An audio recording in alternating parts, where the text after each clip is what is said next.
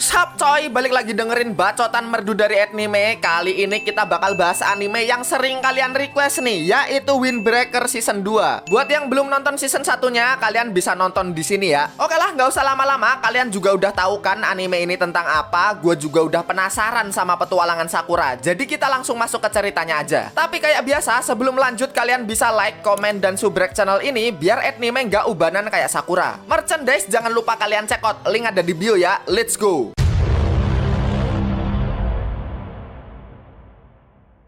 Pertimi-timi kita bakal diliatin sama Sakura dan anak kelasnya yang OTW buat baku hantam sama Kill. Kalau kalian lupa sebabnya apa, di season 1 Sakura dan kawan-kawan tuh mau ngebantu Anzai buat nolongin temennya yang disiksa sama Kill, yaitu Nagato. Terus Nirei ngasih info, walaupun Kill ini geng baru, tapi geng ini tuh terkenal jahat. Anzai juga sempat bilang Kill itu nggak segan-segan pakai senjata buat ngeroyok musuh. Cuma nggak masalah buat Sakura, lagian dia kagak suka sama geng yang beraninya keroyokan dan nindas orang yang lemah. Yang penting dia bakal bawa balik Nagato dan ngehajar siapapun yang berani ngehalangin. Anjay. Gak lama kemudian Sakura dan kawan-kawan udah sampai nih di markas Kill. Cuma pintu gerbangnya dikunci pakai rantai. Tarik aja nggak sih? Bentar, cari tutor dulu. Cara membuka. Apa sih lu tangtung-tangtung berisik anjing? Kelamaan. Setelah gerbang disepak sama Sugi, Sakura dan kawan-kawan langsung disambut nih sama ketua Kill yang namanya Natori dan anak buahnya. Oi, temen lu dateng tuh. Sakura di sini nggak pakai basa-basi, langsung nyuruh Kill buat nyerahin Nagato. Cuma kan ya kali langsung diserahin. Emang minta dihajar lu ya. Atut ngelihat anak Furin datangnya ramean, Natori juga ikutan manggil anggota yang lain nih buat tawuran. Walaupun sempat kaget karena jumlah musuhnya lumayan banyak, tapi anak Furin ini ya elah EZ banget ini mah. Uluh bayi semua musuhnya. Cepet yuk mau perawatan nih. Semua demi Bang Ume. Diem klan, gua sendiri cukup ini. Pokoknya anak Furin di sini nggak ada getar-getarnya coy, ya kecuali Nirei. Dan nggak pakai lama, akhirnya dimulai nih tawuran antara anak Furin ngelawan Kill.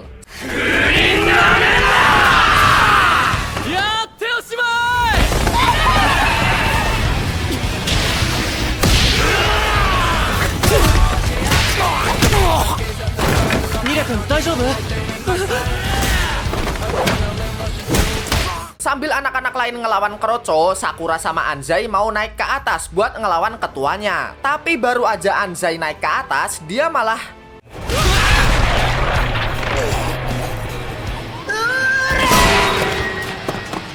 Nah, di sini Natori nurunin anggota VIP-nya buat ngelawan Sakura dan anak Furin lain yang jadi pentolan. Sakura sendiri bakal ngelawan Takeru, Suge ngelawan Shiyu, Kiryu lawan Renji, Sugi ngelawan Taishi, dan yang terakhir Suwo ngelawan Hansuke. Para VIP ini tuh buat ngehalangin para pentolan Furin coy, karena Natori tahu Furin ini kuat gara-gara digendong 5 anak yang paling kuat di kelasnya. Dan kalau 5 anak ini lagi sibuk ngelawan para VIP, Furin pasti bakal keteteran. Dan bener aja coy, Sakura langsung pecah fokus ngelihat temennya ada yang ambruk gegara digebuk paralon. Mau nolongin juga langsung dihalangin sama Takeru. Sakura juga sempat kena pentung nih gegara emosi dan nggak tahu harus fokus kemana dulu. Ngelihat temen-temennya pada tarung dan dikepung, di sini Nirei ngerasa nggak guna banget coy. Apalagi dia cuma bisa diem dan dilindungi sama Suwo. Gara-gara ini Nirei malah lari dan...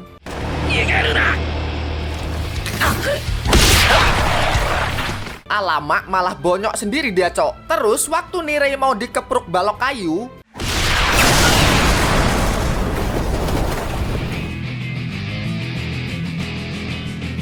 wanjay, Kaji dateng coy bareng sama Enomoto dan Kusumi. Anak Kill mulai ketar-ketir nih ngelihat Kaji ikutan dateng, karena Kaji tuh dikenal sekalinya dia panas musuh auto sesak napas. Terus Natori yang ngelihat Kaji dateng bilang, kok mereka ikut-ikutan sih? Lagian ini kan masalahnya sama Anzai, ngapain Furin ikutan? Lu blow on ya? Hah? Kaji bilang Furin itu tugasnya ngelindungi kota, warga, dan juga perasaan di dalamnya. Kaji tahu kalau anak Furin tuh mau ngebantu Anzai buat nolongin Nagato. Jadi ya otomatis ini tugasnya juga buat ngelindungin. Hah?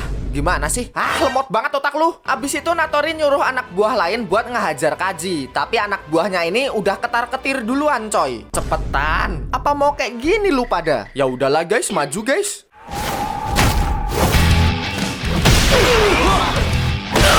Terus Kaji di sini nyuruh Enomoto sama Kusumi buat ngurus kroconya, sedangkan Kaji sendiri bakal OTW ke atas buat ngehajar Natori. Kaji juga sempat ngeliat Anzai yang tepar tuh. Yis, tidur yang bener atuh ah. Tapi tiba-tiba Kaji diteriakin sama Sakura, bilang kalau Natori itu biar Sakura yang ngurus sendiri. Woi, lu ngerti kondisi nggak sih? Ah, minggir lu. Kau diam. Plok. Sakura dimarahin coy sama Kaji. Lihat kondisi dulu lah. Noh, temen-temennya pada keteteran. Tolongin dulu baru dia bisa berurusan sama Natori. Lihat sendiri kan, gara-gara Sakura nggak fokus, dia jadi kesusahan ngelawan Takeru yang kroco ini. Kok gua kena anjir? Lagian apa gunanya Sakura jadi ketua kelas kalau nggak bisa ngebantu temen-temennya? Tapi Sakura sendiri tuh masih nggak terima coy sama Natori. Cuma tenang aja Sakura, Kaji juga ngerasa hal yang sama kok dan bakal ngewakilin Sakura buat gebukin Natori. Jadi sekarang Sakura fokus aja ke musuh yang harus dia hadapi. Titip 10 kali ya bang, kayak gini nih. Oke siap, stres nih orang. Jamet, sini lu. Woi kroco bantuin gua anjir. Nurut guys, nurut. Serang.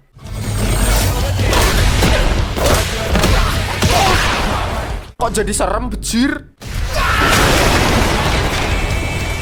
Mana lagi nih? Resign aja yuk guys. Pindah ke Suge dan Sugi. Anjay, Suge Sugi. Mereka lagi ngelawan anggota VIP dari Kill. Ya walaupun awalnya keteteran, tapi mereka ini lebih kelihatan kayak ngepur musuh coy. Udahlah, biarin mereka bacot aja dulu. Kalau udah puas ngebacot, baru deh.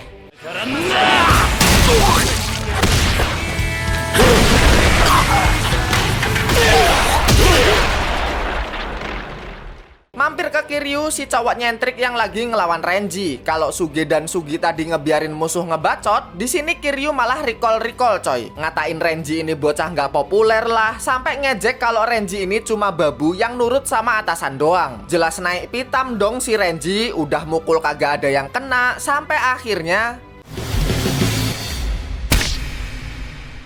bejir kok puyeng gua. Kukira keras ternyata kertas. Setelah anak Furin kedatangan kakak kelasnya, keadaan jadi kebalik coy. Kill cuma dijadiin samsak gratis doang. Sakura dan kawan-kawan yang udah selesai sama urusan masing-masing juga gantian ngebantu temen yang lain. Dan tiba-tiba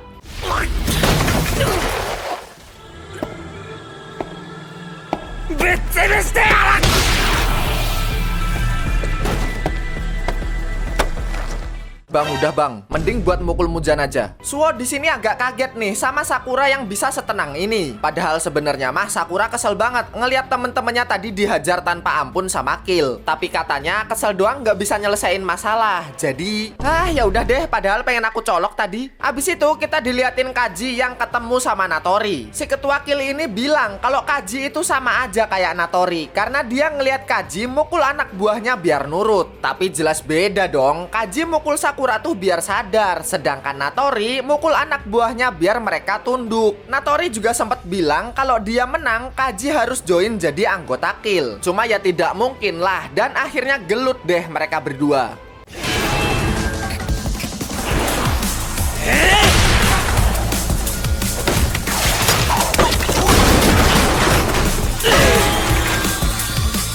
Di sini Natori tahu dulu Kaji tuh orangnya kayak gimana dan dia lebih suka sama sifat aslinya Kaji. Natori juga ngerasa Kaji udah nggak sebrutal dulu. Cuma Kaji kayaknya nggak bakal ngamuk lagi karena dia udah diajarin buat ngendaliin emosinya sama Hiragi. Tapi Natori kayak mancing Kaji gitu biar dia ngeluarin sisi liarnya.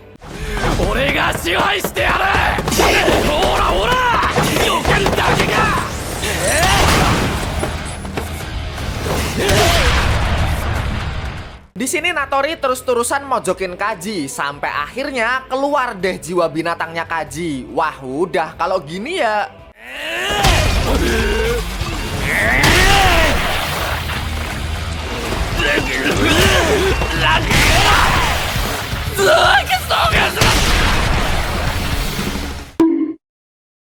Baru 9 kali, cok. Setelah Natori dikalahin, Kaji disamperin nih sama Enomoto dan Kusumi. Angkat tanganmu, Segi. Yeay, victory kita, cok. Mahkotamu lagi diantar kurir, King. Woi, udah turunin, woi. Pertarungan berhasil dimenangin dan Anzai sekarang udah sadar nih. Dia juga agak kaget ngelihat kakak kelasnya ikut ngebantu buat tawuran lawan Kill. Abis itu si Nagato nongol nih. Bukannya bilang makasih, si kampret ini malah bilang, kok sampai segitunya sih Anzai mau nolongin? Padahal Nagato udah bilang buat jangan ikut campur. Goblok, tahu dirilah anjing. Sakura bilang Nagato nggak tahu apa Tsuchiya sampai nangis gara-gara nggak bisa ikut ngebantu. Apalagi Anzai tuh, dia rela sampai bonyok gini buat nolongin Nagato. Kalau emang Nagato nggak mau ditolongin, bilanglah alasannya kenapa, biar dua temennya itu tahu. Abis itu Nagato bilang dia tuh udah ngelakuin hal buruk sama Anzai. Jadi Nagato ngerasa buat apa nolongin orang yang udah jahat sama temennya sendiri. Cuma Kaji bilang bodoh amat sama apa yang dipikirin Nagato. Lagian setelah hal buruk yang dilakuin Nagato, Anzai tetap berusaha buat nolongin kok. Nah, jadi mewek si Nagato. Kok bisa Anzai sebaik dan sekuat ini? Abis itu kita dikasih tahu gimana ceritanya Nagato ini jadi anggota Kill. Semua berawal waktu Nagato baru aja lulus SMP. Nah, waktu di jalan dia ngeliat ada bocah yang lagi dipalakin. Nagato jadi keinget dulu dia pernah ditolongin sama Anzai waktu lagi dibully. Nagato juga pengen nih kelihatan keren kayak Anzai yang nolongin orang lemah. Hei kamu, jangan malakin bocil ya. Ya walaupun cara negurnya kayak boti, cuma paling nggak dia udah ada usaha lah buat ngelindungin anak ini. Tapi pada akhirnya Nagato malah jadi samsak karena nggak bisa berantem. Terus tiba-tiba Natori datang nih nolongin Nagato yang lagi digebukin. Natori bilang kalau Nagato ini keren, nggak semua orang itu bisa loh maju sendirian buat ngelindungi orang lain. Dan di sini Natori ngajak Nagato buat masuk ke gengnya. Karena Nagato belum tahu Natori dan gengnya ini aslinya gimana, jadinya ya besoknya dia datang tuh ke markasnya Kill. Cuma setelah masuk dan ketemu sama Natori, apa kamu mau resign? Mampus kau. Kok itu digebukin bang? Ah biasa, abis ini gantian kamu kok. Nah, salah masuk kandang nih Nagato. Ternyata dia tuh mau dimanfaatin doang. Karena setelah ngelihat Nagato yang nolongin anak kecil kemarin, Natori bilang orang yang hatinya kayak Nagato ini tuh paling gampang buat dikendaliin dengan kekerasan. Apalagi orang yang udah masuk Kill itu nggak dibolehin buat keluar. Abis itu Nagato mulai dimanfaatin tuh buat cari duit. Kalau duitnya nggak sesuai ya dia bakal digebukin. Setelah ngedengar cerita barusan, Anzai minta maaf coy. Andai aja waktu itu dia lebih kuat, pasti dia bisa narik paksa Nagato dari Kill. Cuma kata Nagato, walaupun waktu itu Anzai berhasil, Nagato nggak bisa ikut sama Anzai. Nagato ngerasa sampah kayak dia ini nggak patut buat ikut sama Anzai. Apalagi Nagato tuh kagum dan dari dulu ngerasa Anzai itu orang yang keren. Abis itu Anzai meluk buat nenangin sahabatnya ini dan bilang kalau dari kecil Nagato itu udah keren kok. Setelah semua berjalan lancar, anak-anak Furin balik nih dan Nirei juga udah sadar setelah pingsan waktu tawuran tadi. Woi, dia baru sadar bejir. Besok lagi kalau mau gelut bilang dulu ya beban. Ya walaupun Nirei emang gak bisa berantem, tapi gara-gara anak ini juga loh Kaji dan yang lain bisa ikutan datang. Karena Nirei sempat ngelapor pakai handphonenya. Terus mereka ngeliat nih Sakura ada di belakang dan mukanya kelihatan kesel. Terus Nirei bilang Sakura hebat ya, padahal baru jadi ketua kelas tapi dia bisa mimpin dan nyelesain masalah ini. Hash, diam kamu Shibal. Sakura di sini bilang apanya yang hebat sih, padahal di awal dia udah sok keren mau maju sendirian. Tapi nyatanya temen-temennya jadi bonyok. Belum lagi masalah ini malah diselesain sama kakak kelasnya. Pokoknya Sakura tuh ngerasa semua ini salahnya coy, yang gak becus buat ngelawan musuhnya tadi. Tapi Anzai bilang dia bisa nolongin Nagato juga berkat Sakura kok. Gak mungkin kan kalau dia sendirian solo squad ke markas Kill, temen-temen yang lain juga ikut ngedukung. Mereka bisa bonyok gini juga karena mereka sendiri kurang kuat. Jadi ini semua tuh bukan salah Sakura tahu. Mewek mah mewek aja kur. Hal ini juga dilihat coy sama kakak kelasnya Enomoto dan Kusumi, jadi keinget Kaji juga pernah gini waktu jadi ketua kelas. Tapi ya udahlah ya, namanya anak muda. Yang paling penting Kaji ini ngerasa ada yang janggal sama Kill. Karena nggak mungkin orang kayak Natori bisa mimpin pasukan sebanyak itu. Apalagi geng ini tuh masih baru. Malam harinya Kaji dan kawan-kawan ngajak Sakura sama anak lainnya buat laporan ke Ume. Dan setelah sampai di warung Mangkadari, Nongki sama bapak-bapak dia bejir. anjir. Setelah diceritain kejadian waktu tawuran sama Kill, mereka ngiranya Ume bakal marah nih. Nggak ikutan. Serius dikit lah woi. Tapi ya kalian tahulah Ume kayak gimana. Dia malah bilang makasih karena mereka semua udah berusaha. Anzai agak bingung dong sama ketua Furin satu ini. Dia tuh ngerasa bersalah karena nyeret Furin ke masalah pribadinya. Tapi Ume bilang Nagato ini kan sahabatnya Anzai di Furin, jadi wajar dong kalau Furin ngebantu. Tapi Anzai sama Nagato ini masih ngerasa nggak enak dan minta maaf karena udah ngerepotin Furin. Udah nih badok dulu. Wow, amazing. Belum makan dari SD anjir. Ume bilang makanan seenak apapun kalau dimakan sendiri apalagi suasana hatinya suram, pasti makanan itu rasanya hambar. Tapi beda kalau dimakan bareng-bareng sama orang terdekatnya. Mau makanan itu bentuknya kayak Mujan juga bakalan enak. Jadi Nagato harus inget-inget rasa makanan ini biar dia tahu kalau Nagato itu masih punya temen. Abis itu Ume ngeliat muka Sakura yang agak murung. Nire langsung nyaut nih, Sakura tuh murung gegara ngerasa bersalah temen-temennya jadi bonyok. Tapi Sakura sendiri juga punya alasan lain karena dia tuh kesel sama diri sendiri yang udah sok keren tapi akhirnya kesusahan ngelawan Kroco. Selain itu waktu ngeliat temen-temennya digebukin, Sakura ngerasa badannya jadi susah digerakin gitu. Dan Ume langsung bilang alasannya tuh cuma satu, karena Sakura udah mulai suka sama temen-temennya. Hah? Mana bisa gak ada? Setelah nerima laporan dan anak-anak pada cabut, Ume tanya ke Hiragi. Menurut Hiragi, Sakura tuh kayak gimana? Dan Hiragi bilang kalau Sakura ini sama persis kayak Ume dulu. Sekarang ke Sakura yang nganter Anzai sama Nagato buat ketemu sahabat ceweknya yaitu Suchiya. Walaupun sempat kesel, tapi Suchiya juga senang Nagato bisa balik lagi. Selain itu Suchiya juga bilang makasih ke Sakura karena udah nolongin sahabatnya. Yah, mateng deh mukanya. Mampir bentar ke markas Kill, dari sekian banyak anggota yang tepar, tiba-tiba ada satu orang bangun nih.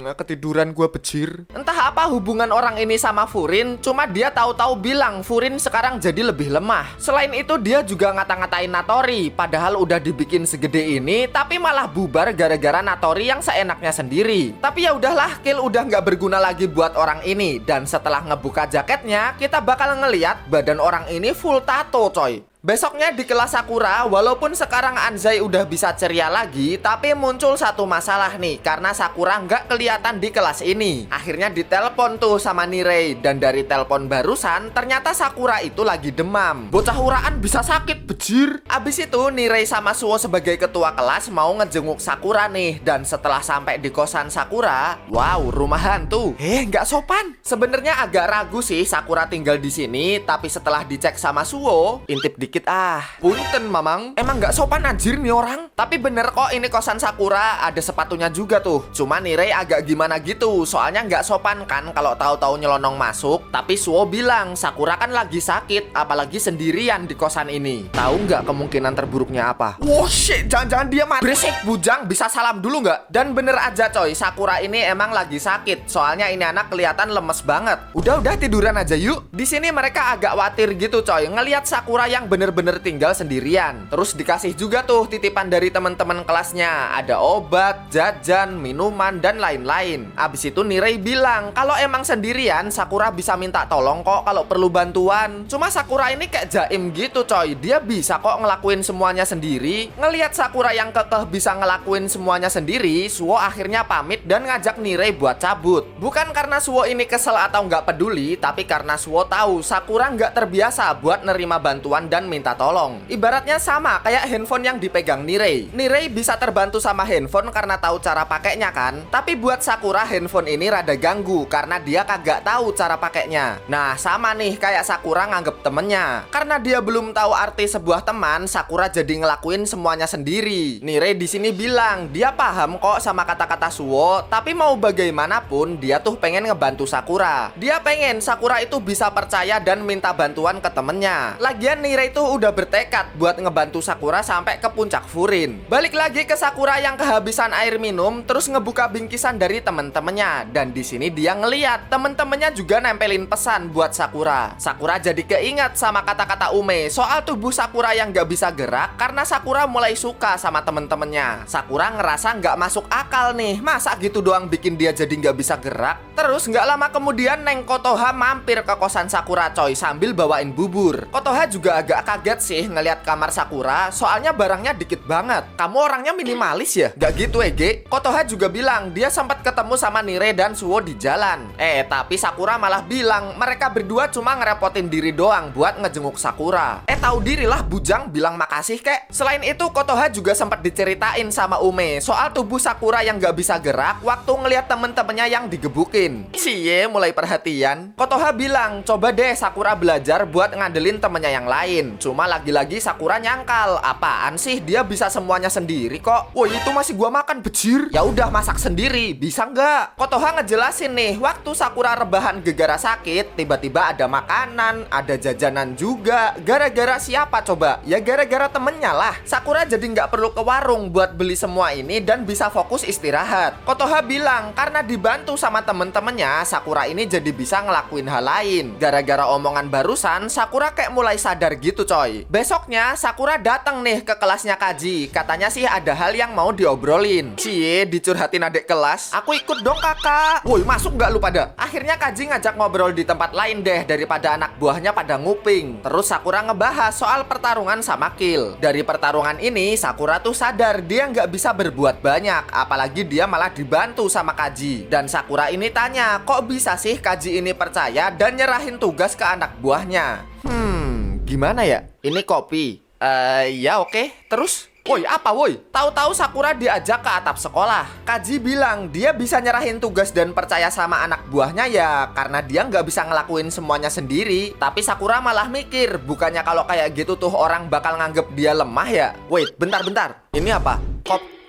Nutrisari? Betul, tapi ini kopi. Hah, apaan sih? Maksud Kaji tuh, walaupun tulisannya diganti Nutrisari, tapi dia tahu kalau isinya kopi. Sama kayak Sakura, dia tahu kalau butuh bantuan, tapi bilangnya nggak butuh bantuan. Sakura mikirnya tuh teman-teman lain udah ngelihat kemampuannya, bahkan dipercaya jadi ketua kelas. Jadi Sakura nggak boleh kelihatan lemah. Sakura juga takut kalau nanti ditolak sama temennya, karena sebelum pindah ke Furin, dia selalu ditolak sama orang-orang. Katanya di sini ada hantu tahu. Apa sih tiba-tiba horor? Kaji cerita, dulu tuh sempat ada orang yang ngelihat hantu di atap sekolah. Tapi besoknya setelah dicek, ternyata cuma kain yang nyantol di sekop. Terus Sakura bilang, apaan dah takut hantu, padahal kain doang. Ya makanya ngaca Ege. Ngapain Sakura takut ditolak temennya kalau itu cuma ada di pikirannya doang? Gak lihat apa setelah mereka bonyok abis tawur sama Kill kemarin? Ada nggak yang ngata-ngatain Sakura? Nggak ada kan? Justru mereka malah ngedukung. Nggak ada satupun dari mereka yang nolak Sakura karena mereka nerima Sakura apa adanya. Jadi Sakura juga harus ngelakuin hal yang sama. Dia harus percaya sama mereka apa adanya. Wow, kerja bagus, mantap Pak Kaji. Kok ada ketua anjir? Wah emang panutan banget.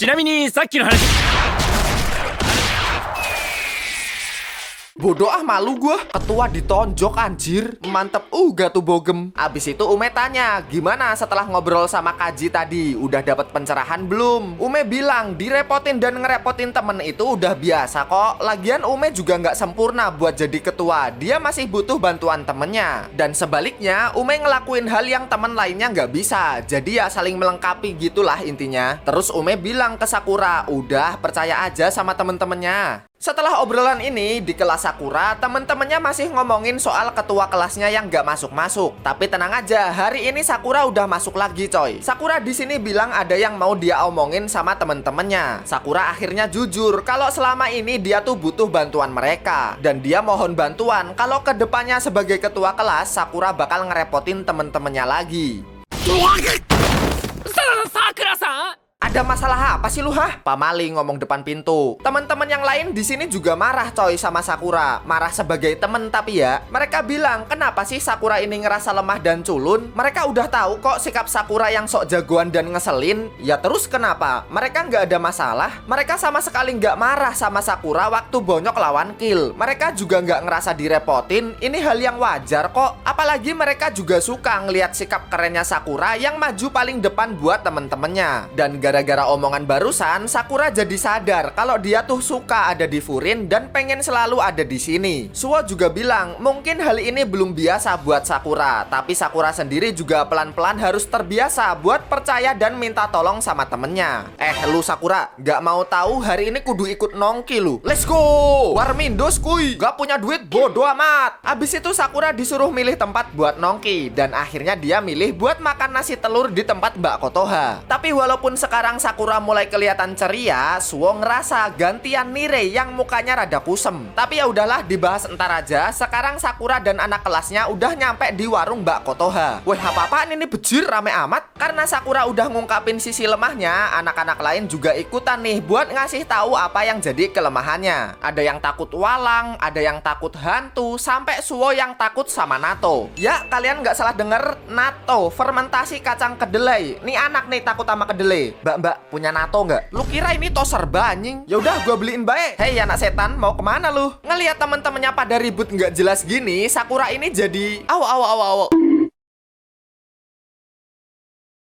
Teman-temannya jelas pada terkejut dan ngakak lah ngelihat Sakura ketawa buat pertama kalinya. Terus keseruan ini juga dilihat sama Ume yang tadinya mau ikut mampir, tapi nggak jadi karena tadi pagi aja ketonjok lu. Sakura juga sempat ngelihat Ume nih. Selain itu juga ada salah satu cewek yang, "Hai Sakura ganteng." Besok paginya semua anak Furin ngumpul di atap sekolah coy. Katanya sih ini agendanya Ume buat ngobrol sama anak Furin biar makin akrab kali ya, sekalian pamer hasil kebunnya. Lihat ini nih, jengkolnya makin subur. Mantap Ichi bos. Wow, keren. Dari mana kerennya bejir? Terus nggak jauh dari sana Sakura ketemu nih sama cewek yang waktu itu ngelambai tangan di warung Mbak Kotoha. Cewek ini juga langsung nyamperin Sakura dan, "Halo Dek Sakura." Suaranya ngebas bejir. Kenalin cowok ini namanya Subakino. Ya tampilannya wanita sekali emang, tapi jangan salah, gini-gini dia tuh salah satu dari 4 Raja Furin. Subaki nyamperin Sakura karena ngerasa anak ini tuh nyentrik banget, mulai dari rambut sampai warna matanya. Anjir, gua nggak diincar kan cok? Subaki juga bilang pasti Sakura kaget ya ngelihat ada cowok dandan kayak cewek gini. Ya emang kaget sih, tapi Sakura sendiri nggak ada masalah kok ngelihat Subaki yang penampilannya kayak cewek. Oh my god, gemes banget ih kamu. Selain itu kita dikenalin juga nih sama wakilnya Subaki. Mereka ini kakak adik, namanya Seryu dan Uryu. Nggak lama setelah itu Ume nawarin sup daging beboy buatannya nih. Aku juga mau. Benerin rambut dulu aku juga mau. Setelah nyobain masakan Ume, Subaki jadi makin cinta deh. Anjir. Nah, dari sini kita dapat info baru nih kalau Sakura itu sensitif sama perasaan, kayak pujian, kasih sayang, cinta, dan lain-lain. Nah, kalau sensornya kesenggol, muka Sakura ini bakal merah. Soalnya Sakura ngerasa ungkapan cintanya Subaki ke Ume tuh tulus. Anjing, kok ada unsur belok gini, cok? Tapi ya udahlah, mending bahas yang lain aja, dimana Subaki ini harus pergi karena ada urusan lain. Dia juga sempat ngajak Sakura nih. "Dek Sakura, mau ikut kencan gak?" Hah? Tapi setelah dibawa sama Subaki, "Kencan dari mananya, cok?" Uluh, minta kencan beneran ya kamu? Wah, diem-diem ketua kelas kita. Gak gitu anjir. Ternyata Subaki ngajak mereka bertiga ke rumah Mbah Broto. Soalnya Mbah Broto ini tuh galau setelah ditinggal istrinya setahun yang lalu. Dan tugas mereka nanti gak berat kok. Cuma nemenin Mbah Broto dan ngebantu pekerjaan rumahnya. Ya pokoknya biar Mbah Broto ini seneng dan gak ngerasa sendirian lah. Terus setelah mereka nyampe, ada Dek Subaki. Woi, galau dari mana anjir? Ya galaunya mah setahun yang lalu. Sekarang kakek ini udah nggak semurung dulu. Apalagi Subaki sering main kesini. Mbah Broto juga peka coy sama fashion anak Furin. Mulai dari antingnya Suwo, rambutnya Nirei, sampai matanya Sakura yang bikin Mbah Broto keinget sama istrinya. Terus di sini Sakura dan kawan-kawan ngelakuin tugasnya. Mulai dari ngebantu ganti lampu sampai nemenin ngobrol. Abis itu mereka diceritain kisah Mbah Broto sama istrinya. Pokoknya dua sejoli ini tuh pasangan yang modis banget lah. Mereka paham betul soal OOTD. Kalau ngerti media sosial, mungkin mereka berdua jadi selebgram. Selesai nemenin Mbah Broto, waktu mau pulang kakek ini bilang makasih. Setelah ngelihat mata kuning Sakura, Mbah Broto banyak keinget kenangan sama istrinya yang suka ngelihat matahari senja. Apa sih Mbah jadi merah kan muka gue? Di jalan pulang, Subaki ngobrol sama Sakura dan kawan-kawan. Emang sih Mbah Broto nggak galau kayak setahun yang lalu, tapi kadang dia ngelihat Mbah Broto masih sedih. lagi. Entah keinget istrinya atau gimana, cuma Subaki ini pengen Mbah Broto ceria kayak dulu lagi. Karena Mbah Broto dan istrinya itu orang pertama yang nerima Subaki apa adanya. Sekarang flashback dulu ke masa lalu Subaki. Dulu tampilan Subaki itu cowok banget coy, tapi jati dirinya kayak cewek. Suka pernak-pernik, perhiasan, pokoknya yang disukai cewek lah. Nah, Subaki tahu kalau ini tuh nggak normal, jadi dia nyembunyiin hal ini dari orang lain dan tetap bersikap kayak anak cowok. Sampai suatu hari Subaki nemuin anting di jalan, yang ternyata anting ini punya istrinya Mbah Broto. Subaki juga kaget nih, padahal Mbah Broto ini cowok, tapi dia tetap kelihatan keren walaupun pakai kemeja warna pink. Terus karena Subaki udah nemuin anting ini, dia diajak Mbah Broto ke rumahnya deh, dan ketemu juga sama istrinya yang kelihatan modis banget walaupun udah tua. Dan gara-gara ini Subaki jadi terkesima gitu. Oh, kamu pasti ngerti fashion ya? Ngelihat Subaki yang tertarik sama fashion dan perhiasan, anak ini hampir tiap hari disuruh main ke rumah Mbah Broto. Sampai suatu hari Subaki ngelihat istrinya Mbah Broto lagi pakai lipstick. Kenapa? Mau nyoba? Subaki mah awalnya nolak, soalnya dia ini kan laki-laki. Tapi setelah nenek ini keluar ruangan, coba kali ya. Tuh kan ketahuan. Enggak, tadi cuma tuh kan cakep. Gak lama kemudian Mbah Broto ikutan masuk. Terus Mbah Broto bilang kalau Subaki malah kelihatan cantik abis pakai lipstick. Subaki malah nangis. Dia ngerasa seneng tapi juga aneh. Padahal dia ini cowok, tapi kenapa dia malah seneng kalau dibilang cantik? Sebenarnya Subaki itu pengen jadi normal kayak cowok lain coy. Abis itu Subaki ditenangin sama kakek nenek ini. Subaki tahu high heels nggak? Sepatu hak tinggi yang sering dipakai cewek tuh. Itu awalnya dipakai sama cowok buat berkuda tahu. Terus make up itu awalnya dipakai buat jimat pelindung. Jadi kalau Subaki suka ya nggak apa-apa. Lagian yang bikin lipstick sama high heels itu nggak mikir kok ini buat cewek apa cowok. Mereka pakai itu semua ya karena mereka mau. Jadi udahlah, kalau emang Subaki suka ya pakai aja. Mereka juga nerima Subaki apa adanya kok. Udah bang, nggak kuat gue. Ya walaupun pesan moralnya baik, tapi agak lencok mbah-mbah ini. Malah dukung bocah jadi belok anjay. Subaki ini pengen balas budi gitu coy, karena kakek nenek ini udah ngedukung dan nerima Subaki apa adanya. Jadi sekarang gantian Subaki buat bikin Mbah Broto ceria lagi. Nirei juga semangat nih ngajak Sakura sama Suwo buat ngebantu. Gemes deh kalian. Besoknya mereka main lagi ke tempat Mbah Broto. Sambil cerita-cerita soal istrinya, Mbah Broto nunjukin satu foto nih, dimana mereka berdua selfie sama sebuah pohon yang belum tumbuh. Bajigur. Nah, sensor cintanya Sakura kesenggol nih. Sakura ngerasa si nenek itu kelihatan bahagia di foto ini. Sama kayak waktu Subaki ngomong cinta ke Ume. Ih, masa aku kelihatan gitu? Jadi malu ih. Cuma tiba-tiba Mbah Broto menangis. Walaupun Mbah Broto dan istrinya emang kelihatan bahagia, tapi dia tuh kayak bertanya-tanya, istrinya beneran bahagia nggak sih? Apalagi pernikahan mereka itu karena dijodohin sama orang tua. Tapi setelah ucapan Sakura yang bilang kalau istrinya kelihatan bahagia di foto ini, Mbah Broto ngerasa lega karena istrinya bener-bener bahagia selama mereka jadi suami istri. Terus Suwo tanya nih soal pohon yang ada di foto. Suwo penasaran sebelum pohon ini ditanam ada kejadian apa di antara Mbah Broto sama istrinya. Mbah Broto bilang waktu itu dia lagi nyamperin istrinya yang ngejahit topi. Terus dia sempet ngomong istrinya ini cakep deh kalau lagi ngelakuin hobi soal fashion. Dan Mbah Broto tuh ngikutin hobi yang sama karena dia pengen dilihat cakep juga sama istrinya. Dan besoknya istrinya minta buat nanam pohon ini. Suwo bilang deh pohon ini tuh namanya Hanamizuki, yang punya arti keabadian dan cinta. Nah ini tuh kayak ungkapan protes dari istrinya coy. Kayak emang gua kelihatan gak tertarik apa sama lu? Lu kira gua gak cinta apa? Ya gitulah pokoknya. Subaki juga nambahin gak mungkin lah istrinya mau nikahin orang yang gak bisa bikin dirinya bahagia. Sakura juga sambil malu-malu bilang istrinya gak bakal ngeluarin ekspresi kayak di foto kalau gak bahagia sama suaminya. Dan gara-gara ini keresahan Mbah Broto soal istrinya udah hilang dan dia bisa ceria lagi. Oke, sedihnya udahan, kita lanjut ke besok harinya, dimana Sakura dan dua wakilnya diundang Subaki ke suatu tempat karena udah ngebantu Mbah Broto jadi ceria lagi. Tapi di perjalanan ini Sakura salfok sama pipi Nirei yang luka. Ngiranya anak ini habis digebukin. Tapi Nirei langsung ngalihin perhatian, terus lanjut OTW ke tempat yang di Sherlock sama Subaki. Dan setelah sampai di sebuah gang yang dimaksud, sarkem anjir, Kang Mas jajan di sini yuk. Ada bonus usluk-usluk tahu. Di sini aja Mas, di sini aja lebih bohai. Guys, pulang aja nggak sih? Kita masih kecil, cok. Halah, punya gua gede. Ya itu masalahnya. Tapi waktu lagi ribut, tiba-tiba ada satu cewek yang terjun dari atas gedung. Gua bruk. Weh, apa ini? Bidadari kah? Kenalin, cewek ini namanya Shizuka. Gak jelas kenapa ini anak terjun dari atas, tapi kelihatannya anak ini buru-buru banget dan bajunya juga compang-camping. Gak lama kemudian, tahu-tahu mereka dikepung preman coy, dan mereka ini ternyata mau nangkep Shizuka. Siapa tuh uban sebelah? Temen lu? Kalau iya ngapa? Hah? Wah, ini suka nih mulai ngegas gini. Shizuka sih tadinya mau nyerahin diri biar mereka nggak berantem di tempat ini. Cuma dia ditahan sama Nirei. Udah kasih aja.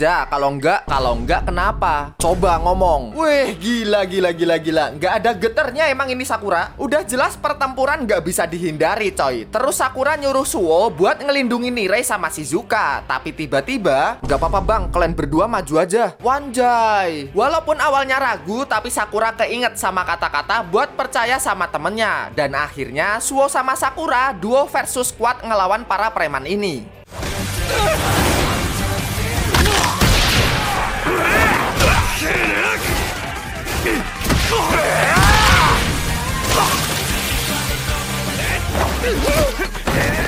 Terus di pertarungan ini Sakura ngeliat ada satu preman yang nerobos ke arah Nirei dan tiba-tiba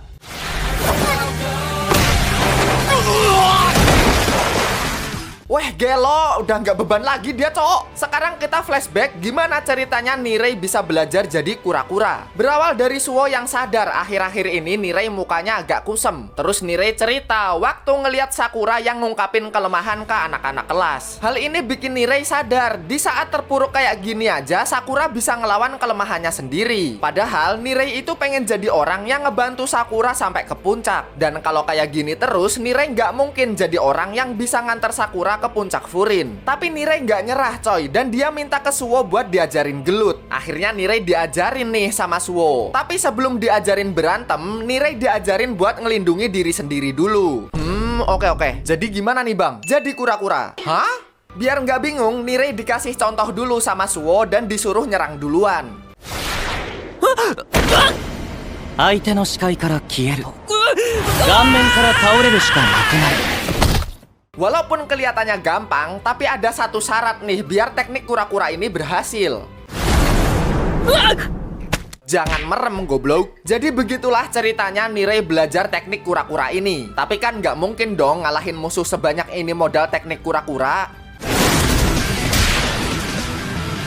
Hey, ini anak masih training. Gara-gara hal ini Sakura jadi cengar-cengir nih, sekaligus tahu luka di pipi Nirei gara-gara apa. Hal ini juga bikin Sakura makin panas buat ngehajar musuhnya.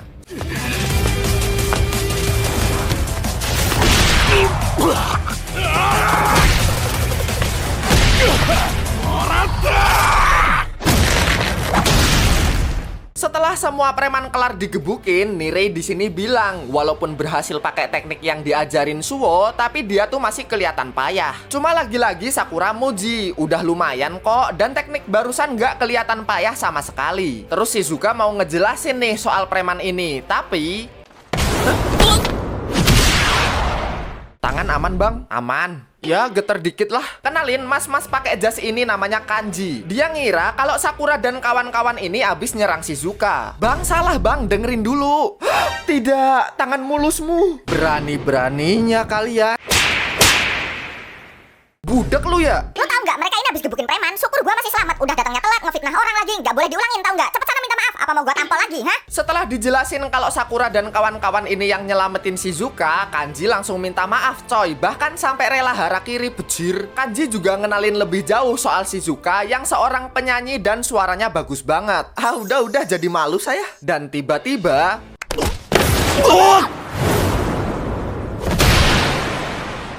awalnya orang pakai jas ini dikira temennya para preman tadi, tapi ternyata mereka ini anak buahnya Kanji. Dan Kanji ini seorang ketua dari sebuah kelompok yang dikenal dengan nama Roppo Ichiza. Wah, Nirei kaget nih karena dia punya info dulu Roppo ini pernah bentrok sama Furin. Hah? Furin? Anjing keceplosan, cok. Alah, pantes. Thanks ya, bro. Loh? Katanya pernah bentrok. Udah damai kali ya? Shizuka yang baru tahu kalau Sakura dari Furin langsung tanya, mereka kenal Tsubaki nggak? Soalnya Shizuka tuh sering manggung bareng sama Tsubaki. Wah ya tentu kenal dong. Orang mereka sampai sini juga gara-gara diundang Tsubaki. Akhirnya mereka diantar deh ketemu sama Tsubaki yang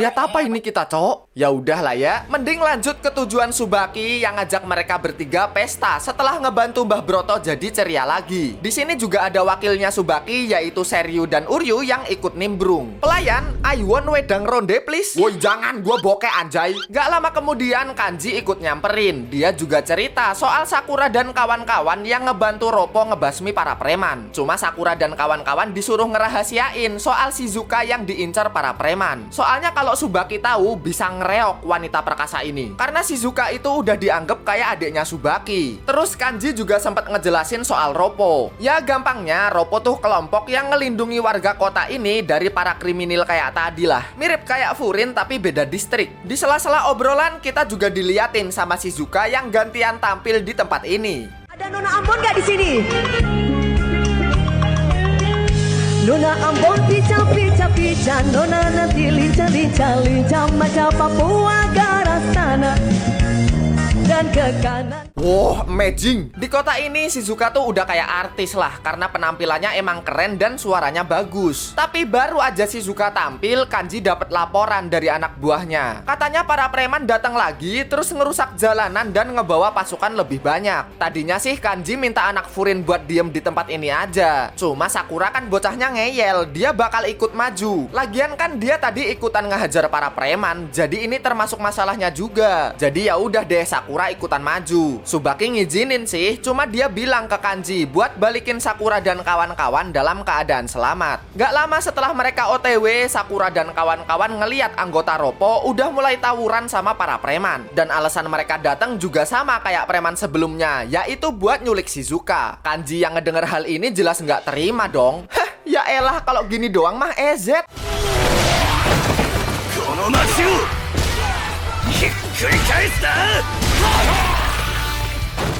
Yakin EZ deh. Ngeliat Kanji yang asik sendiri gebukin musuh, Sakura mulai panas nih dan ikut ngebantu Kanji ngelawan para preman. Gak cuma Sakura sama Kanji, Suo juga kerjasama nih bareng anak buah Kanji yang namanya Aki. Hei, jangan nonton doang, keluarkan jurus kura-kuramu.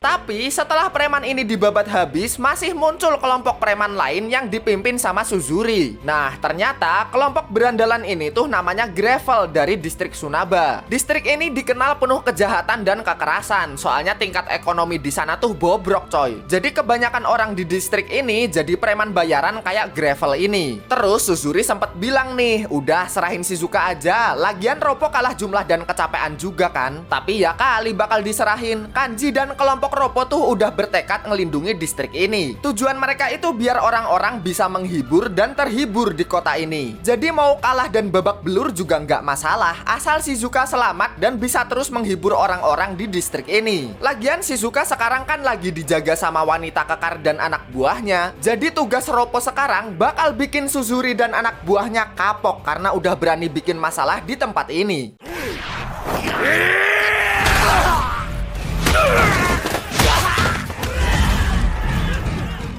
Mungkin karena musuhnya banyak banget, Kanji dan anak buahnya nih kayaknya mulai pegel-pegel coy. Bahkan Kanji sampai lepas kendali hampir nonjok Sakura. Terus Kanji bilang ke Sakura buat mundur. Lagian ini kan tugasnya Roppo, jadi Furin gak perlu sejauh ini buat ikut ngebantu. Awalnya sih Sakura kagak mau ya, apalagi ngelihat Kanji dan anak buahnya mulai kewalahan. Tapi Kanji bilang dia tuh udah janji sama Tsubaki buat balikin Sakura dengan selamat. Suo yang paham sama kata-kata Kanji langsung ngajak Sakura cabut buat ngelindungi Shizuka. Tapi tiba-tiba, "Bang, udah bang." Loh, kita mundur dulu waktu Tsubaki bareng sama Shizuka yang kelihatan bengong karena mikirin Kanji yang lagi tarung sama preman. Terus Shizuka mau ke kamar mandi bentar nih, tapi Tsubaki lama-lama bingung. Katanya bentar, tapi kok ditungguin gak balik-balik. Dan ya seperti yang kalian lihat tadi, Shizuka ternyata datang ke medan tempur. Dia di sini malah mau nyerahin diri coy, biar Kanji dan kawan-kawan gak tarung lagi. Tapi untung aja dihadang sama Nire yang bilang dia paham kok rasanya jadi orang beban, tapi tolong otaknya makanya dipakai dong, jangan kayak Mujan. Gak lihat apa orang-orang di sini udah berusaha ngelindungi Shizuka, masa mau nyerahin diri gitu aja? Tapi Shizuka tahu kok, dia bahkan berterima kasih sama Kanji dan kawan-kawan. Terus kita flashback deh, waktu pertama kali Shizuka datang ke kota ini dan ketemu sama Kanji. Shizuka tuh awalnya nggak punya tujuan mau kemana coy, sampai akhirnya Kanji tahu Shizuka punya bakat nyanyi, terus diajak buat menghibur orang di kota ini. Gara-gara ini Shizuka ngerasa kehidupan dia di sini jadi bahagia banget, ketemu orang-orang baik, bahkan sampai jatuh cinta sama Kanji. Shizuka nggak kuat coy, ngelihat orang-orang yang bikin hidupnya bahagia harus babak belur cuma gara-gara ngelindungi Shizuka. Jadi udahlah, nggak usah berantem lagi, Shizuka udah cukup bahagia kok.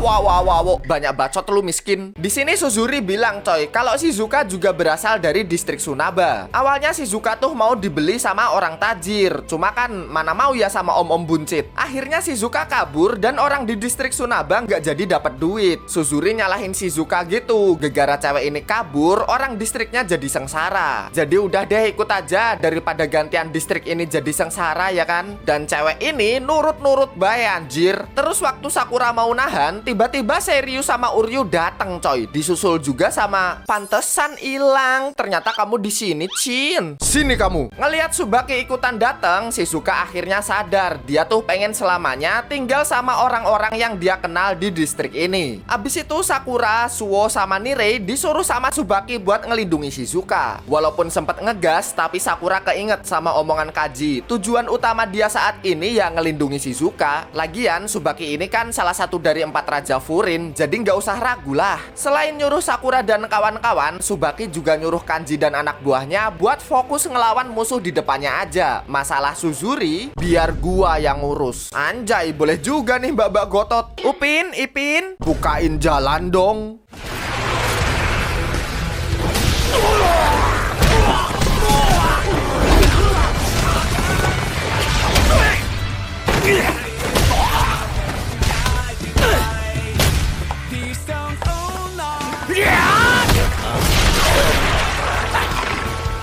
Ngelihat anak buahnya diobrak-abrik sama Tsubaki dan wakilnya, Suzuri ini kayak kesel sendiri kali ya. Sampai akhirnya やっとその気になってくれたのね。さあ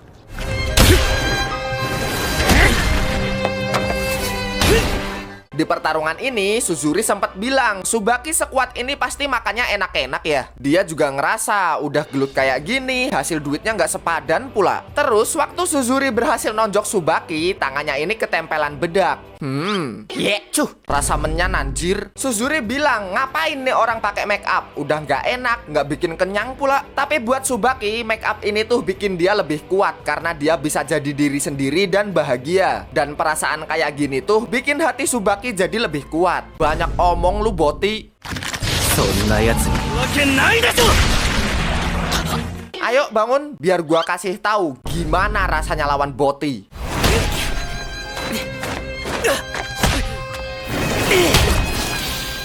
Walaupun Tsubaki kena tonjok berkali-kali, hal ini tuh nggak ada apa-apanya daripada nanti dia sakit karena kehilangan Shizuka. Apalagi Shizuka juga suka tinggal di sini. Jadi Tsubaki bakal berjuang demi sesuatu yang disukai anak ini. Abis itu kita flashback ke Suzuri yang lagi ngebagi rata sebuah kue ke temen-temennya. Walaupun jadi kecil dan gak ngenyangin, tapi ini jauh lebih baik daripada mereka gelut rebutan kue. Soalnya Suzuri gak mau temen-temennya ribut. Karena gegara temen-temennya ini, Suzuri gak ngerasa sendirian. Tapi yang jadi masalah, makin banyak temen Suzuri, makin kecil juga potongan kuenya. Apalagi keadaan kotanya juga gak makin membaik. Dan Suzuri harus mikirin cara biar temen-temennya gak mati kelaparan. Akhirnya dia bikin geng gravel sama temen-temennya dan jadi preman bayaran. Walaupun harus nindas orang lain, asal temennya kenyang dan rukun, itu udah cukup banget buat Suzuri. Setelah flashback ini, Suzuri bilang, semua omongan Tsubaki tuh omong kosong doang. Soal kehilangan lah, rasa suka lah, mereka mikir biar kenyang aja susah. Nah, dari sini Tsubaki jadi sadar kalau Suzuri ini sebenarnya menderita. Tsubaki jadi pengen tahu cerita Suzuri lewat adu jotos ini. Sampai akhirnya Suzuri udah nggak bisa gerak lagi coy abis kena sepakan maut tadi. Tapi kalau dia kalah di sini, semua perjuangannya bakal sia-sia. Terus Suzuri disamperin sama Tsubaki yang bilang, "Maaf ya Beb, tadi kekencengan ya." Tsubaki cerita, sebelum bisa ngelakuin hal yang dia suka kayak sekarang ini, dulu Tsubaki juga menderita kok. Jadi Tsubaki juga pengen nolong Suzuri keluar dari penderitaannya. "Please, kamu cerita aja nggak apa-apa." Cuma Suzuri ngelak coy. Kalaupun dia dibantu, gimana sama temen-temen lainnya? Mana ada orang yang mau nerima berandalan kayak mereka ini?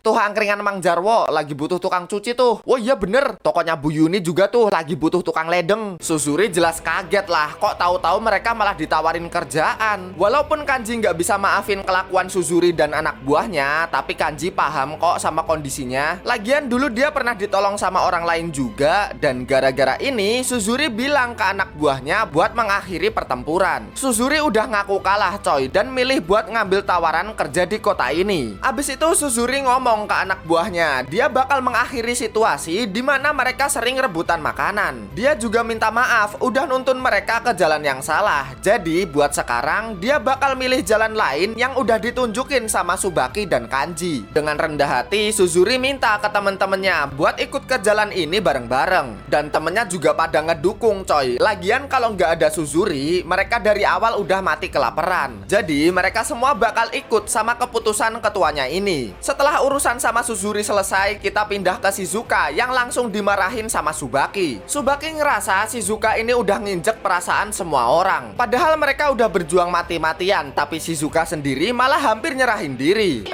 Bang udah bang, tar aja marahnya. Bacot kau. Shizuka sendiri juga sadar kalau keputusan dia salah dan dia minta maaf udah ngancurin kepercayaan orang-orang di sini. Sambil meluk Shizuka, Tsubaki bilang dia boleh kok cerita dan ngerepotin orang lain kalau ada masalah. Udah sedihnya. Sekarang gantian elu. Tembak Shizuka nggak? Lah tiba-tiba nyuruh orang jadian anjir. Orang-orang juga pada setuju sih sama Tsubaki. Cuma Sakura sendiri malah sensor cintanya mati cok. Bukan karena Shizuka dan Kanji nggak cocok, tapi karena Sakura nih masih kepikiran sama kata-kata Kanji. Dimana waktu tarung Kanji sempat bilang kalah nggak apa-apa dah, yang penting Shizuka dan kota ini selamat. Awalnya Sakura ngerasa kata-kata itu keren, tapi kalau di medan tempur dia nggak kuat ngelihat temen-temennya kalah dan tumbang. Awo, anak muda. Kanji bilang emang nggak enak sih ngelihat temen-temennya tumbang, tapi Kanji ini mungkin karena udah ngelewati banyak pertarungan, dia jadi lebih realistis. Gak mungkin juga kan bisa menang lawan orang sebanyak tadi, tapi yang penting mereka udah berjuang keras buat ngelindungi distrik ini. Ketua kita ternyata perhatian ya. Bacot. Abis obrolan ini, Kanji disamperin sama Suzuri yang minta maaf dan berterima kasih. Padahal mereka udah bikin onar tapi masih dibantu. Suzuri juga minta maaf ke Shizuka dan bilang kalau nanti anak buahnya yang kerja di sini bikin takut, Shizuka bilang aja biar Suzuri yang tanggung jawab. Abis itu Kanji tanya, mereka nggak apa-apa nih, kan gengnya Suzuri gagal nyulik Shizuka. Wah iya becir. Wah gawat ini cok. Aman bang, biar gua yang ngomong. Ngomong sama siapa tuh? Tiba-tiba datang coy orang bertato yang sempat muncul setelah kill dihancurin. Bahkan beberapa orang di sini kaget sama kemunculan mas-mas bertato ini. Superhero landing. Nying, sakit cok. Apaan sih anomali satu ini? Gak cuma kelihatan sangar gara-gara tato, tapi mas-mas ini juga bikin Kanji dan Tsubaki ngeluarin aura ganas. Sakura sama Suo juga sadar tuh dan otomatis ngelindungi Nirei gara-gara suasana di sini mulai panas. Suzuri yang gak mau keadaan makin panas langsung maju nih, bilang kalau dia yang bakal tanggung jawab. Dan ternyata yang nyuruh Suzuri itu si mas-mas tato ini. Tsubaki juga akhirnya ngejelasin siapa mas-mas bertato ini. Dia namanya Endo, mantan bocah Furin seangkatannya. Wah, Nirei langsung ketar-ketir karena katanya Endo ini bisa dibilang legenda Furin dan orang yang masuk Furin pasti tahu Endo itu siapa. Lah gua nggak tahu anjir. Makanya bergaul kur. Di sini Sakura agak emosi. Legenda macam apa yang bisanya cuma nyuruh buat nyulik orang? Tapi Endo sendiri malah ngebahas soal pertarungan Sakura waktu ngelawan Kill. Dia ngelihat dari awal tahu gimana Sakura ini mobat mabit gebukin musuh dan Endo ngerasa orang kayak Sakura ini nggak cocok buat ada di Furin. Bacot, gak usah tahu kamu.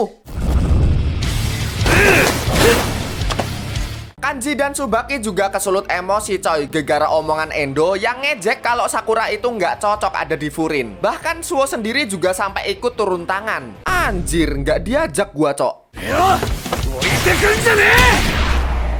Cuma Endo ini nggak ngejek kok, dia justru muji Sakura. Dia ngerasa Sakura tuh ketahan sama temen-temennya. Dan Endo tahu kemampuan Sakura aslinya nggak cuma gini doang. Endo bilang Sakura ini cocoknya sendirian. Tapi tenang coy, Sakura nggak goyah. Mau dibacotin kayak apapun, pilihan hidupnya ya cuma Sakura sendiri yang bisa nentuin. Gegara omongan barusan, Endo jadi tertarik sama Sakura. Dan hampir aja baku hantam 1 versus ramean. Cuma Suzuri lagi-lagi nahan. Ini semua tanggung jawabnya kok. Suzuri nggak bisa ngebiarin mereka masuk ke masalah ini lebih jauh lagi. Bahkan Suzuri sampai sujud ke Endo biar mundur dan dia janji bakal bertanggung jawab. Awo, kocak bet lu anjir. Ngelihat Suzuri malah diketawain setelah rela sujud begini, Endo tadinya hampir diserbu nih, tapi nggak jadi lagi. Apaan sih nggak jadi mulu? Endo bilang, udah anggap aja masalah ini nggak ada. Dia juga ngelepasin Suzuri. Lagian om-om yang mau ngebeli Shizuka kayaknya mencurigakan. Kalau diancam sama Endo paling nggak bakal berani lagi dia buat nyentuh Shizuka. Jadi ya udah deh, abis itu Endo cabut dan bilang kalau dalam waktu dekat dia mau datang ke Furin. Terus Sakura tadinya mau ngejar Endo nih, tapi kau diam. Langsung jadi patung coy Sakura. Dia juga sempat ditahan sama Tsubaki. Tuh, nurut ya dik, kamu tuh masih kecil. Dan gara-gara ini, waktu makan bareng Sakura kebawa emosi. Ditambah lagi Sakura ngedenger Suzuri yang lagi-lagi minta maaf. Udah nyusahin, bikin Endo datang ke sini pula.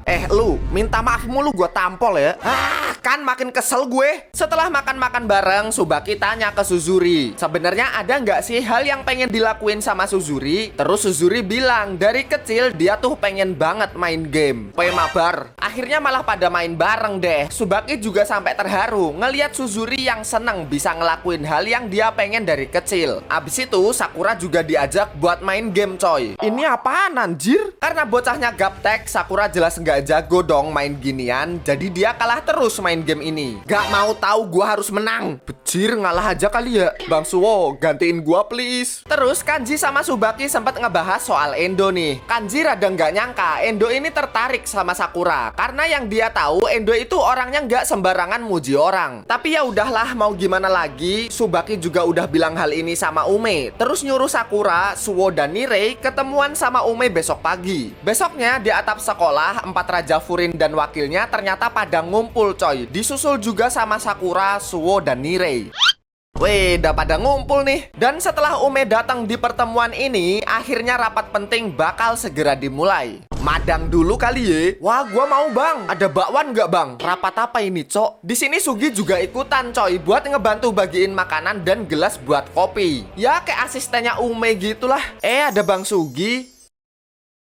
Lu ngapain anjing? Ya begitulah hubungan Sugi sama Sakura dari awal emang kagak bisa akur. Bahkan waktu bagiin gelas juga Sakura ini kagak dikasih. Emang ngajak gelut lu ya, gelas gua mana? Tuh udah. Emang anjing lu ya, maju sini lu. Hayo dek Sugi, nggak boleh jahil. Oh oke siap bang. Tuh udah. Oke lah, sudahi obrolan nggak jelas ini. Mending ke topik utama aja, kenapa Sakura dan kawan-kawan diundang ke sini. Setelah bahas tipis-tipis soal pertempuran di distrik Sarkem kemarin, Ume langsung ngebahas soal Endo nih. Karena Ume sempat dikasih tahu Tsubaki kalau Endo tuh tertarik sama Sakura. Akhirnya Ume bakal cerita gimana sejarah Bofurin ini terbentuk. Dari yang nama awalnya Furin sampai akhirnya dipegang Ume dan kawan-kawan, terus namanya diganti jadi Bofurin. Selain itu, Ume juga bakal cerita soal bayangan Furin yang tertinggal. Nirei juga kayaknya tahu beberapa info soal topik ini. Terus Ume tanya, info yang Nirei tahu itu sejauh apa? Jadi zaman dahulu kala, tepat 2 tahun sebelumnya, Furin itu isinya cuma anak berandalan yang bikin geng buat ribut doang. Sampai akhirnya muncul 5 pemuda dengan tekad yang sama, menantang semua geng dengan gagah dan berani. Sah gitu. Hingga akhirnya 5 pemuda ini berhasil ngalahin semua geng, bahkan bikin lawan yang kalah jadi kawan. Dan dalam waktu 1 tahun, mereka berhasil menyatukan Furin, lalu membuat Bofurin untuk melindungi kota. Sekian, terima gaji. Amazing, kerja bagus, kamu hebat. Ya kurang lebih ceritanya sama kayak yang diceritain sama Nirei. Cuma masih ada satu lagi nih yang mau dibahas, yaitu soal Endo. Ume tanya lagi, kalau soal Endo, Nirei punya info kayak gimana nih. Kata Nirei, Endo ini dikenal kayak legenda Furin. Beda sama Ume yang ngumpulin teman sebanyak-banyaknya, kelompok Endo ini sedikit tapi isinya elit semua. Mereka juga nggak ngincar Furin doang coy, mereka bahkan nyerang geng di wilayah lain. Dan Endo ini udah terkenal ngeri, kalau ada sesuatu yang dia incer bakal habis riwayatnya. Tapi walau begitu,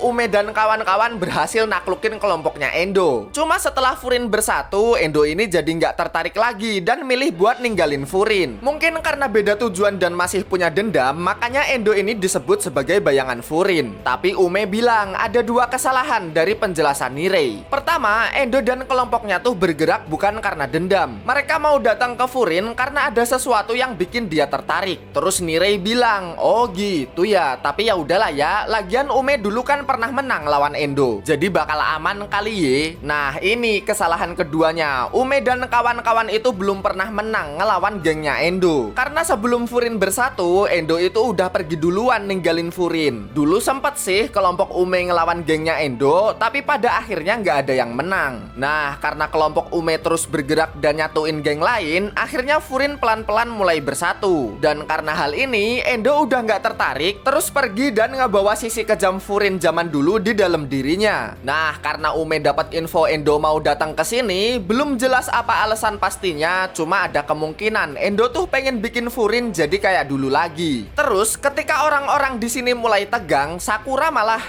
kenapa? Takut lu pada? Udah jelas Sakura yang urat takutnya putus ini ngerasa kebetulan dong dia bakal tarung habis-habisan lagi. Tapi kali ini ada yang beda. Kalau dulu dia jadi maniak tarung karena emang jiwanya beringas, kali ini dia tarung dengan alasan yang kuat. Dia sekarang punya banyak temen yang harus dilindungi, dan Sakura bakal tetap berjuang buat bikin Bofurin jadi kelompok yang ngelindungi kota ini. Jadi siapapun yang datang buat bikin onar, bakal dia bantai habis-habisan. Ngedenger kata-kata barusan, Ume jadi bersyukur Sakura datang ke kota ini. Ume juga bilang kalau tiba waktunya mereka ketemu, Ume nyerahin masalah Endo ke Sakura. Sakura sih sempat bilang, awas aja ntar Ume ikut campur waktu bayuan. Cuma Ume bilang, enggak lah, lagian Endo nggak pernah tertarik sama Ume. Dulu juga mereka nggak pernah bayuan kok. Nah, Sakura dan kawan-kawan kaget dong. Lah bukannya Ume tadi sempat bilang pernah tawur sama gengnya Endo? Ya iya sama gengnya, tapi kan nggak bilang sama Endo. Soalnya kata Ume, masih ada satu orang lagi yang disebut legenda. Anjir, ada Endo 2 biji? Yoi, lebih kuat lagi malah. Wah, Sakura dan kawan-kawan terkejoet. Ada gitu orang yang lebih kuat daripada Endo? Apalagi Ume bilang dia nggak pernah bisa ngalahin orang ini. Dan orang itu namanya Taki Shichika, orang paling kuat dalam sejarah Furin. Nah, malam harinya nih, kita diliatin sama Endo yang abis beli es tungtung. Terus dia ketemu sama Takishi yang abis gebukin belasan preman sendirian. Masalahnya sepele, cuma gara-gara pengen nyalain mercon doang. Tapi preman ini ganggu dan akhirnya jadi tumbal proyek. Cuma Takishi ngerasa mercon ini jebluknya kurang tinggi. Tumpukan mayatnya kurang nih.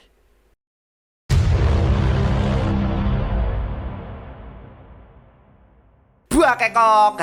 Ngapa sih nanggung terus ceritanya? Kan gue jadi penasaran cerita selanjutnya gimana. Masa nunggu tahun depan lagi bejir? Tapi ya udahlah ya. Kalau musuhnya makin menarik gini sih rela gue nungguin sampai tahun depan. Jadi menurut kalian gimana nih coy cerita hari ini? Mantep ya? Kalau gue agak kurang sih sama bagian yang belok-belok itu. Cuma yang lainnya mah mantep lah ya. Jadi segitu dulu deh bacotan hari ini. Kita bakal ketemu lagi di video selanjutnya. Tombol lonceng jangan lupa dipencet biar kalian gak ketinggalan video terbaru dari Anime. See you coy. Ciao.